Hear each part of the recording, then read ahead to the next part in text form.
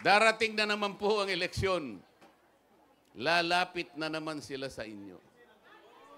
Lalapit na naman po sila sa inyo, dala-dala po yung AIX. Yung AKAP, yung tupad. Bakit? Ang mamamayan ba ng Valencia Bukidnon, ang katapat niya ay konting perang ibibigay sa kanya? Kaya bang tapatan yung dignidad at karangalan ng mamamayan ng Valencia Bukidnon?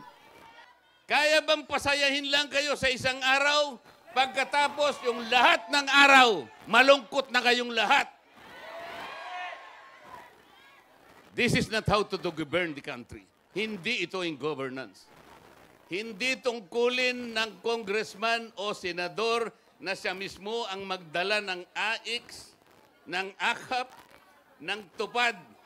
Kayabangan po yun, pagpapasikat yun.